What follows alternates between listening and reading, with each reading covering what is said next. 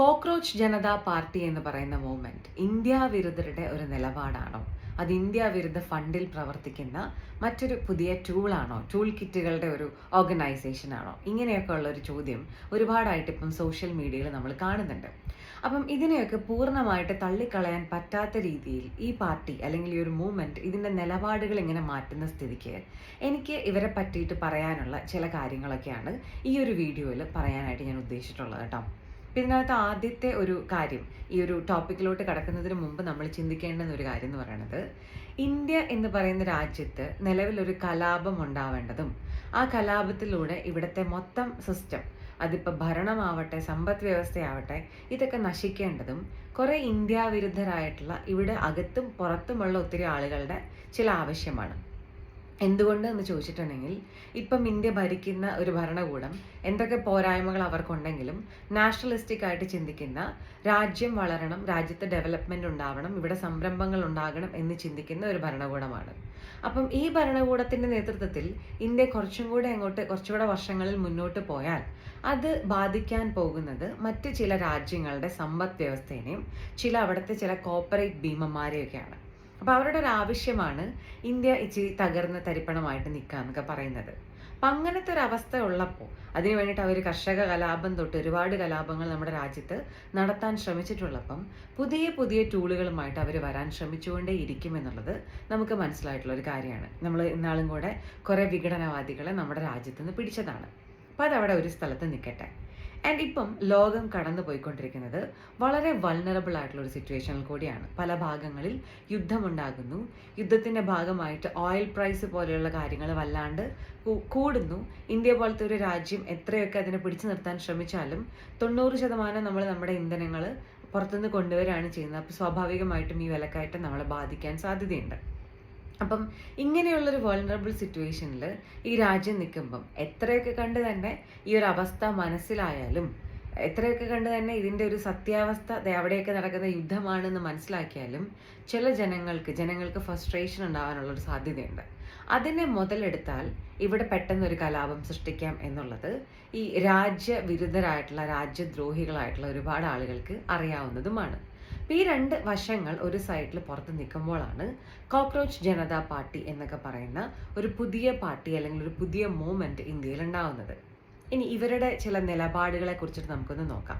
ഈ കോക്രോച്ച് എന്ന് പറയുന്ന ഒരു ടേം തന്നെ ഇവർ എടുക്കുന്നത് നമ്മുടെ ചീഫ് ജസ്റ്റിസ് ആയിട്ടുള്ള സൂര്യകാന്ത്, അദ്ദേഹം ഒരു ദിവസം ഈ ഒരു കോക്രോച്ച് എന്ന് പറയുന്ന ഒരു അഭിപ്രായം ഇന്ത്യ വിരുദ്ധ നിലപാടുകളും രാജ്യത്തിനെതിരെ ഓരോന്നൊക്കെ പറഞ്ഞ് നടക്കുകയൊക്കെ ചെയ്യുന്ന ചില പ്രത്യേക ഓൺലൈൻ ടൂൾ കിറ്റുകൾക്ക് വേണ്ടിയിട്ട് വിശേഷിപ്പിച്ചപ്പോഴാണ്. അത് ഒരു പർട്ടിക്കുലർ ഗ്യാങ്ങിനെ ഉദ്ദേശിച്ച് പറഞ്ഞതാണെങ്കിലും അത് ഇന്ത്യയിലെ തൊഴിലില്ലാത്ത യൂത്തിനെ കുറിച്ചിട്ടാണ് പറഞ്ഞതെന്നും പറഞ്ഞ് ആ രീതിക്ക് ഒരു നിലപാടുണ്ടാക്കിയിട്ടാണ് കോക്രോച്ച് ജനതാ പാർട്ടി വരുന്നത്. ആൻഡ് ഇതിലെ ഒരു കോമഡി എന്താണെന്ന് വെച്ചാൽ, ഇങ്ങനൊരു മൂവ്മെന്റ് ഉണ്ടാക്കുന്നത് ഇന്ത്യക്ക് അകത്തുണ്ടായിരുന്ന ഒരു വ്യക്തിയല്ല, ഇന്ത്യക്ക് പുറത്ത് US പഠിച്ചുകൊണ്ടിരുന്ന ഒരാളാണ്. His name is Abhijith DK. അപ്പം ഇവർ തുടങ്ങുമ്പോൾ ഇവരുടെ നിലപാടുകൾ എന്തൊക്കെയായിരുന്നു? ആദ്യം ഇവർ പറഞ്ഞു, ചീഫ് ജസ്റ്റിസ് പോലെയുള്ള സ്ഥലങ്ങളിൽ നിന്ന് ജഡ്ജിമാരൊക്കെ ആയിട്ട് വിരമിച്ച ആൾക്കാർക്ക് വിരമിക്കലിന് ശേഷം ഗവൺമെന്റ് പൊസിഷൻ കൊടുക്കരുതെന്നുള്ളത്. അപ്പം അതൊരിക്കലും ഒരു ഡെമോക്രാറ്റിക് ആയിട്ടുള്ള ഒരു വാദമായിട്ട് തോന്നിയില്ല. അത് ജോലി കൊടുക്കുന്നവരുടെയും ജോലി സ്വീകരിക്കുന്നവരുടെയും ഒക്കെ ഒരു അവരുടെയൊക്കെ ഒരു ഇഷ്ടമാണ് ആ ഒരു കാര്യം. അപ്പം ഇവരിങ്ങനെ ഒരു നിയമം അല്ലെങ്കിൽ ഇങ്ങനെ ഒരു സംഗതി വേണം എന്ന് ഇവർ പറഞ്ഞു. ശരി, സമ്മതിച്ചു. ഇനി രണ്ടാമത്തത് ഇവർ പറഞ്ഞത്, കോർപ്പറേറ്റുകളായിട്ടുള്ള ആളുകൾ ഒരിക്കലും മീഡിയ നടത്തിപ്പിൽ വരരുതെന്നാണ്. അത് ഇന്ത്യയിലെ എത്ര ശതമാനം മാധ്യമപ്രവർത്തകർ, ഇതിനൊക്കെതിരെ സംസാരിക്കുന്ന മാധ്യമപ്രവർത്തകർക്ക് സ്വീകാര്യമാണ് എന്നുള്ളത് അവർ തന്നെ ചിന്തിക്കേണ്ടുന്ന ഒരു കാര്യമാണ്. എഗൈൻ ഇതത്ര ഡെമോക്രാറ്റിക് ആയിട്ടുള്ള ഒരു നിലപാടായിട്ട് തോന്നിയില്ല. ഇങ്ങനെ പോയിക്കൊണ്ടിരിക്കലേ വളരെ പെട്ടെന്ന് ഇവർ ചുവട് മാറ്റി നീറ്റ് എക്സാമിൻ്റെ പിറകെ പോയി. നീറ്റ് CBSE നടന്നിട്ടുള്ള ക്രമക്കേടുകൾ, ഇവിടുത്തെ എന്താ പറയുക, നീറ്റിൻ്റെ ചോദ്യ പേപ്പർ ചോർന്ന കാര്യമൊന്നും ഒരിക്കലും അംഗീകരിക്കാൻ പറ്റുന്ന ഒരു കാര്യമല്ല. കുറേ കുട്ടികൾ ഒരുപാട് കാലം പണിയെടുത്തിട്ടൊക്കെ ഉണ്ടാക്കിയിട്ടുള്ള അവരുടെ അധ്വാനമൊക്കെയാണ് അവിടെ നശിക്കുന്നത്. അപ്പോൾ സ്വാഭാവികമായിട്ടും നീറ്റ് പേപ്പറിനെതിരെ ഒരു നാട്ടിലൊരു മൊമെൻ്റ് ഉണ്ടാകുമ്പം ഇത്തിരി കോമൺ സെൻസ് ഉള്ള അല്ലെങ്കിൽ ഇത്തിരി അത്യാവശ്യമൊക്കെ ഇഷ്ടമുള്ള, നാട് നന്നാവണം, പിള്ളേർ കഷ്ടപ്പെടരുതെന്ന് ആഗ്രഹിക്കുന്ന ആളുകൾ അതിനെ സപ്പോർട്ട് ചെയ്യും. അപ്പം അതിൻ്റേതായിട്ടുള്ള രീതിയിൽ വളരെ ഭംഗിയായിട്ട് എല്ലാവരും ഇവിടെ പ്രതികരിച്ചിട്ടുണ്ട്. അതിൻ്റെ പേരിൽ ഒരു കലാപം ഉണ്ടാക്കി, അതുപോലെ തന്നെ ആക്രമണം ഉണ്ടാക്കി ചെയ്യേണ്ടുന്ന സാഹചര്യങ്ങൾ രാജ്യത്തില്ല. എന്നാൽ വൃത്തിയായിട്ട് പ്രതികരിക്കേണ്ട ഒരു ആവശ്യമുണ്ട് താനും. അപ്പം പെട്ടെന്ന് തന്നെ ഇവർ ഇങ്ങോട്ടേക്ക് ചുവടുമാറ്റി. അതിൻ്റെ പേരിലാണ് ഇവരുടെ സ്ഥാപകരായിട്ടുള്ള അഭിജിത്ത് ദീപ്കയൊക്കെ അടുത്ത് ജന്തർ മന്ദറിൽ വരികയും അവിടെ ഇവർ സമരം നടത്തുകയും അല്ലെങ്കിൽ അവിടെ പ്രതിഷേധമൊക്കെ നടത്തുകയൊക്കെ ചെയ്തത്. ഇനി ഈ പ്രതിഷേധത്തിൻ്റെ ഒരു സ്വഭാവത്തിലോട്ട് വരികയാണെങ്കിൽ അവിടെ ഒരിക്കലും പുതുതായിട്ടുള്ളൊരു പുതുമയുള്ളൊരു കാര്യം കണ്ടതായിട്ട് നമ്മൾ ഓർക്കുന്നില്ല. ഒന്നാമത്തെ കാര്യം എന്ന് പറയുന്നത്, ഇന്ത്യയിലെ ഒരുപാട് യൂട്യൂബേഴ്സിനോട് നമ്മൾ ഈ ഒരു അവസരത്തിൽ നന്ദി പറയണം. ഈ വന്നിട്ടുള്ള കോക്രോച്ചുകളിൽ പലർക്കും പ്രത്യേകിച്ചൊരു നിലപാടുമില്ലാത്തവരാണെന്ന് പൊളിച്ചു കാണിക്കുന്നതിൽ അവർ വളരെയധികം സക്സസ്ഫുള്ളായി. എന്താണ് നീറ്റ് പേപ്പർ ചോർച്ച, അൺഎംപ്ലോയ്മെൻറ്റിനെതിരെയൊക്കെയാണ് വന്നത് എന്ന് പറയുന്ന കോക്രോച്ചുകളിൽ പലർക്കും ഇവർ പഠിച്ചു എന്ന് പറയുന്ന കോഴ്സുകളുടെ ഫുൾ ഫോം പറയാൻ സാധിച്ചിട്ടില്ല. നിലവിൽ ഇന്ത്യയുടെ വിദ്യാഭ്യാസ മന്ത്രി ആരാണെന്ന് ചോദിച്ചാൽ അദ്ദേഹത്തിൻ്റെ പേര് പറയാൻ സാധിച്ചിട്ടില്ല. പക്ഷെ അദ്ദേഹം രാജിവെക്കണം എന്നൊരവസ്ഥ ഇവർക്ക് ഉണ്ടായിരുന്നു. അതേപോലെ തന്നെ നീറ്റിൻ്റെ ഫുൾ ഫോം എന്താണെന്ന് ചോദിച്ചാൽ അത് പറയാൻ പറ്റില്ലാത്തൊരവസ്ഥ. അങ്ങനെ മൊത്തത്തിൽ ഇവരെന്തിനാണ് വന്നിരിക്കുന്നത് എന്നതിനെപ്പറ്റി യാതൊരു എന്താ പറയുക നിലപാടോ അല്ലെങ്കിൽ യാതൊരു തരത്തിലുള്ള കാഴ്ചപ്പാടോ ഇല്ലാത്ത കുറേ വ്യക്തികളാണ് അവിടെ വന്നതെന്ന് മനസ്സിലായി. ആൻഡ് അവരുടെയൊക്കെ സംസാരത്തിൽ നിന്ന് തന്നെ ഇവർക്ക് അൺഎംപ്ലോയ്മെൻ്റ് ഉണ്ടെങ്കിൽ അതിന് രാജ്യത്തെ കുറ്റം പറയാനായിട്ട് സാധിക്കില്ല, അവരുടെ തന്നെ നോളജിനെ കുറ്റം പറയാൻ സാധിക്കൂ എന്നുള്ള ഒരു തരത്തിലാണ് നമ്മൾ ഇവരുടെയൊക്കെ ഒരു കാഴ്ച കണ്ടപ്പോൾ മനസ്സിലാക്കി വെക്കുന്നത്. നമുക്കവിടെ അത് നിർത്താം. ഇനി നമുക്ക് ഇതിൻ്റെ ഒറിജിനൽ ബാക്കി കാര്യങ്ങളിലോട്ട് വരാം, അതല്ലെങ്കിൽ ആ സ്ഥലത്തുണ്ടായിട്ടുള്ള സമരത്തിൻ്റെ ചില രീതികളിലോട്ട് വരാം. അപ്പം സമരം ഈ പറഞ്ഞ പോലെ 2 കോടിയിലധികം ഫോളോവേഴ്സുള്ള കോക്രോച്ച് ജനതാ പാർട്ടിക്ക് അത്രയധികമൊന്നും ആളുകളെ സംഘടിപ്പിക്കാനായിട്ട് സാധിച്ചിട്ടില്ല. ഇനി നമ്മൾ സോഷ്യൽ മീഡിയയിൽ നോക്കിയാൽ ചിലർ ഒരുപാട് ആൾക്കാരുണ്ടായിരുന്നു എന്ന് പറഞ്ഞിട്ടും ചിലർ ഒട്ടും ആൾക്കാരുണ്ടായിരുന്നില്ലെന്ന് പറഞ്ഞിട്ട് അവരുടെ പൊളിറ്റിക്കൽ താല്പര്യങ്ങൾക്കനുസരിച്ച് അതിനോട് റിയാക്ട് ചെയ്യുന്നത് കാണാം. പക്ഷേ എന്തൊക്കെയാണെങ്കിലും നമ്മൾ ക്ലോസ് ആയിട്ടുള്ള ആ ഒരു ഡൽഹി റിലേറ്റഡ് ആളുകളിൽ നിന്ന് മനസ്സിലാക്കുന്ന അത്ര വലിയ ക്രൗഡ് അവിടെ ഉണ്ടായിരുന്നില്ല എന്നുള്ളതാണ്. എനിവേസ്, ക്രൗഡ് ഉണ്ടായോ ഇല്ലയോ എന്നുള്ളത് അവിടെ നിൽക്കട്ടെ. ഇവിടെ കേട്ട ചില മുദ്രാവാക്യങ്ങളിൽ കൂടെ നമ്മൾ പോകേണ്ടതായിട്ടുള്ളൊരു ആവശ്യമുണ്ട്. നമുക്കറിയാം, ഈ ഒരു എന്താ പറയുക, JNU എന്ന് പറയുന്നൊരു യൂണിവേഴ്സിറ്റിയിൽ ഒരു സമയത്ത് ഇന്ത്യക്കെതിരായിട്ടുള്ള ഭയങ്കര വലിയ മുദ്രാവാക്യങ്ങളൊക്കെ ഉണ്ടായിട്ടുണ്ടായിരുന്നു. ഭാരത് തേരെ ടുക്ഡേ ഹോങ്കെ എന്നൊക്കെ പറഞ്ഞിട്ടുള്ളൊരു സംഗതി, എന്ന് വെച്ചാൽ ഇന്ത്യ കഷ്ണങ്ങളാക്കും, ബാക്കി ഞാൻ പാടുന്നില്ല. അപ്പം അങ്ങനത്തെ ഒരു ടുക്ഡേ ഗ്യാങ് എന്നൊക്കെയാണ് ഇവരെ ആ സമയത്ത് നമ്മുടെ ഐ തിങ്ക് 2016 ആ സമയത്ത് നമ്മുടെ സോഷ്യൽ മീഡിയ അല്ലെങ്കിൽ മീഡിയ ആങ്കേഴ്സൊക്കെ വിശേഷിപ്പിച്ചുകൊണ്ടിരുന്നത്. അതേപോലെ തന്നെ അവരുടെ തന്നെ മറ്റൊരു എന്താ പറയുക സ്ലോഗനായിരുന്നു കശ്മീർ മാംഗെ ആസാദി. നമ്മളിവിടെയും കേട്ടിട്ടുണ്ട്, കൊല്ലം മാംഗെ ആസാദി എന്നൊക്കെ പറഞ്ഞിട്ടൊരു സംഗതിയൊക്കെ. അതുപോലെ തന്നെ മോദിയുടെയും അമിത്ഷായുടെയും ഒക്കെ എന്താ പറയുക അവർക്കൊക്കെ ശവമഞ്ചം ഒരുക്കും എന്നൊക്കെയുള്ള രീതിക്കുള്ള കുറേ ടൈപ്പ് മുദ്രാവാക്യങ്ങൾ നമ്മൾ മുമ്പ് കേട്ടിട്ടുണ്ട്. അതിന് സിമിലർ ആയിട്ടുള്ള കുറേ മുദ്രാവാക്യങ്ങളൊക്കെയാണ് ജന്തർ മന്ദറിൻ്റെ പരിസരത്ത് നിന്ന് ഈ ഒരു കോക്രോച്ച് ജനതാ പാർട്ടിയുടെ പ്രക്ഷോഭത്തിനിടെ കേട്ടത് എന്നുള്ള തരത്തിൽ ഒരുപാട് വീഡിയോകൾ പുറത്തു വരുന്നുണ്ട്. അതുപോലെ തന്നെ ആരൊക്കെയോ ഇരിക്കൂ എന്ന് പറഞ്ഞപ്പോൾ, ബൈറ്റ് ജാവോ എന്ന് പറഞ്ഞപ്പം അതും ഒരു സ്ലോഗനായിട്ട് കണ്ടിട്ട് അവിടെയുള്ള കുറേ ആൾക്കാർ അത് ഏറ്റുപാടുന്ന ഒരവസ്ഥയും നമ്മൾ കണ്ടിട്ടുണ്ട്. സോ ബേസിക്കലി ഒരു കള്ളി വെളിച്ചത്താവുന്ന ഒരു സിറ്റുവേഷനാണ് ഈ ഒരു ജന്തർ മന്ദറിലെ പ്രതിഷേധത്തിൽ നിന്ന് നമ്മൾ സത്യം പറഞ്ഞാൽ കണ്ടത്. എന്ന് വെച്ചാൽ ഇവർ ഇന്ത്യ വിരുദ്ധരുടെ ഒരു ഗ്യാങ്ങും കൂടിയാണ് അവിടെ വന്നത് എന്ന കാര്യത്തിൽ പ്രത്യേകിച്ച് സംശയിക്കേണ്ട ഒരു അവസ്ഥയില്ലാത്ത ഒരു സാഹചര്യം കൂടെ നമ്മൾ കണ്ടു. ഇനി നമുക്ക് ഇവരുടെ നേതാക്കളുടെ ഒരവസ്ഥയിലോട്ട് വരാം.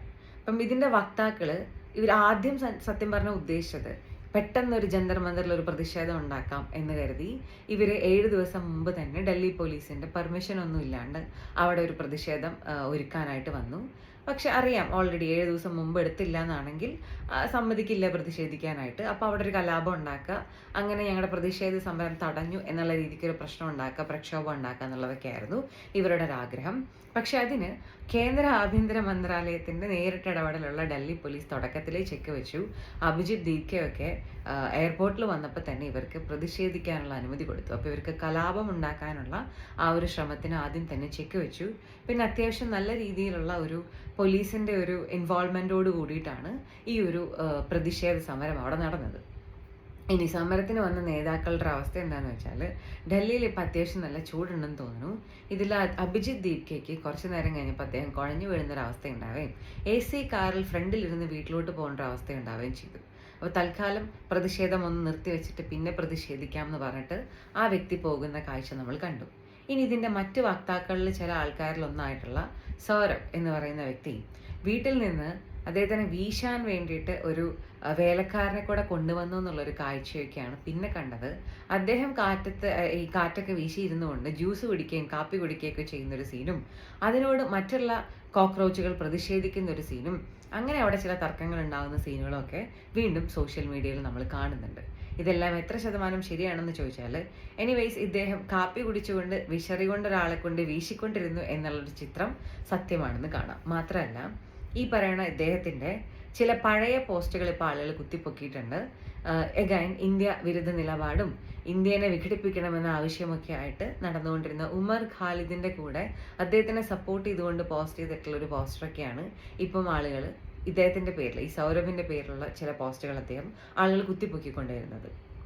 അപ്പം തന്നെ ഏകദേശം ഇവരുടെ നിലപാടും കാഴ്ചപ്പാടുകളൊക്കെ ജനങ്ങൾക്ക് മനസ്സിലാവുന്നതാണ്. ഉമർ ഖാലിദിൻ്റെ ഒരു അവസ്ഥ എന്താണെന്നുള്ളതും ജനങ്ങൾക്ക് അറിയാവുന്നതാണ്. അദ്ദേഹം ഇപ്പോൾ ജയിലിൽ കടന്നുകൊണ്ടിരിക്കുക, എഗൈൻ ഇന്ത്യയിൽ പ്രശ്നം ഉണ്ടാക്കാൻ വേണ്ടിയിട്ടുള്ള ശ്രമിച്ചതിൻ്റെ പേരിൽ.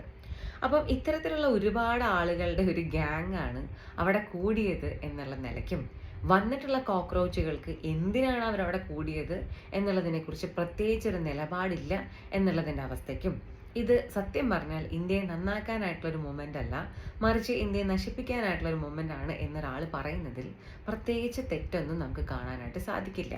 ഇനി ഇതിവിടെ നിൽക്കുമ്പം ഇപ്പം നമ്മുടെ സോഷ്യൽ മീഡിയയിൽ നോക്കുകയാണെങ്കിൽ പലയിടത്തും രാഹുൽ ഗാന്ധിനെ ആശ്വസിപ്പിക്കുന്നത് പോലത്തെ ഒക്കെയുള്ള ചില പോസ്റ്ററുകളും ചില വ്യക്തികൾ സ്വന്തമായിട്ടുള്ള പേജുകളിൽ അത്തരത്തിലുള്ള ചില നിലപാടുകളും ഒക്കെ ഇടുന്നതായിട്ട് കാണാം.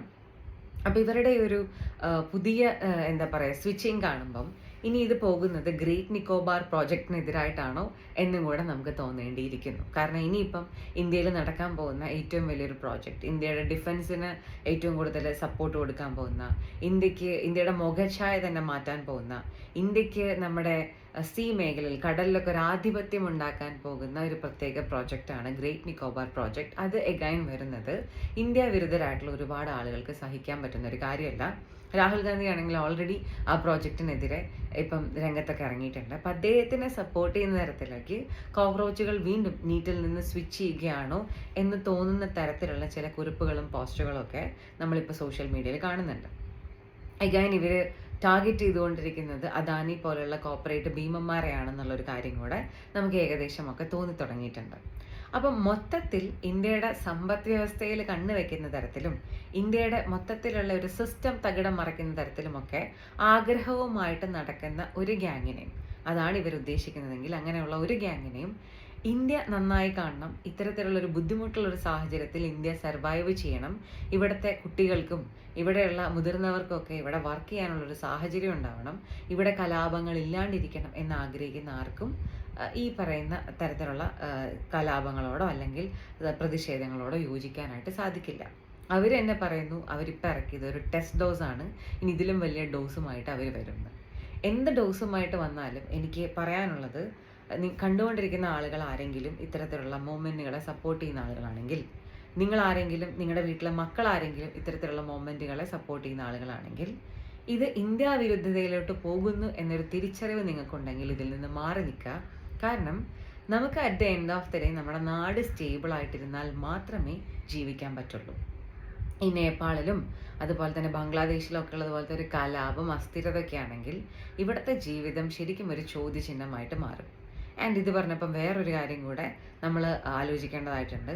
ഈ തീർത്തും ഇന്ത്യ വിരുദ്ധ നിലപാടൊക്കെ പറയുന്ന ഫോറിനേഴ്സ് ആയിട്ടുള്ള ചില മാധ്യമ പ്രവർത്തകരുടെ പ്രസൻസും കൂടെ ജന്തർ മന്ദറിൽ അന്ന് കണ്ടിരുന്നു എന്ന തരത്തിലുള്ള കുറേ ഫോട്ടോസും കൂടെ പുറത്തു വരുന്നുണ്ട്. എന്ന് വെച്ചാൽ കുംഭമേളയാണ് ഈ കോവിഡിൻ്റെ ഔട്ട്ബ്രേക്ക് ഉണ്ടാക്കാൻ കാരണമായതെന്നൊക്കെ പറഞ്ഞ ചില പ്രത്യേക ഫോറിനേഴ്സ് ആയിട്ടുള്ള മീഡിയ പ്രവർത്തകരെയൊക്കെ കണ്ടതായിട്ടുള്ള ചില ഫോട്ടോഗ്രാഫ്സ് വന്നിട്ടുണ്ടായിരുന്നു.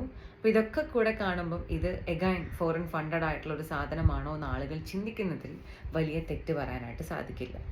നമ്മളെ സംബന്ധിച്ചിടത്തോളം നമ്മുടെ രാജ്യം നിലനിൽക്കണം. രാജ്യം സ്റ്റേബിളായിട്ട് നിന്നാൽ മാത്രമേ നമുക്ക് മുന്നോട്ട് പോകാനായിട്ട് സാധിക്കൂ. ഇതിൻ്റെ ഉള്ളിൽ വേറൊരു കാര്യം കൂടെ പറയാനുള്ളത്, നിലവിലൊരു കലാപമുണ്ടാക്കി, അക്രമമുണ്ടാക്കി, പ്രശ്നമുണ്ടാക്കി ഒരു തീരുമാനമെടുക്കേണ്ട ഒന്നും തന്നെ, ഒരാവശ്യം തന്നെ ഈ രാജ്യത്തില്ല. ഈ രാജ്യത്ത് അങ്ങനെ ഉണ്ടാവുക എന്ന് പറയുന്ന താല്പര്യമുള്ളത് ഭരണവിരുദ്ധ വികാരവുമായിട്ട് നടക്കുന്ന, ഭരിക്കാൻ അവസരം കിട്ടാത്ത, ജനങ്ങളുടെ മാൻഡേറ്റ് ഒരിക്കലും സ്വീകരിക്കാത്ത ചില ആളുകൾക്കും, ഒപ്പം തന്നെ ഇന്ത്യ കുട്ടിച്ചോറാവണമെന്ന് ആഗ്രഹിക്കുന്ന ചില ആളുകൾക്കുമാണെന്നുള്ളത് പകല് പോലെ നമ്മുടെ മുമ്പിൽ ഇങ്ങനെ കിടക്കുന്ന ഒരു കാര്യമാണ്. സോ വൈസ് ആയിട്ടുള്ള തീരുമാനം എടുക്കുക. നമ്മുടെ നാടുണ്ടെങ്കിലേ നമ്മളുള്ളൂ എന്ന് മനസ്സിലാക്കുക. പാറ്റകളും അതുപോലെ തന്നെ പോത്തുകളും കൂറകളൊക്കെ ഇനിയും വന്നുകൊണ്ടിരിക്കും. ആര് വന്നാലും ഇവരുടെ നിലപാടുകൾ ഇന്ത്യക്കെതിരാണെന്ന് കണ്ടാൽ അതിൽ നിന്നും മാറി നിൽക്കാം. അപ്പം പുതിയ മൊമെൻറ്റുമായിട്ട് വരുന്ന ആളുകളോടും പറയാനുള്ളത്, നിങ്ങളുടെ ഉദ്ദേശശുദ്ധി എന്ന് പറയുന്നത് രാജ്യം നന്നാവുക എന്നുള്ളതായിരിക്കണം. അല്ലാണ്ട് കലാപമുണ്ടാക്കി ഇവിടെ ഒരു അനാക്കിയൊക്കെ കൊണ്ടുവന്ന് നശിപ്പിക്കുക എന്നുള്ളതായിരിക്കരുത്.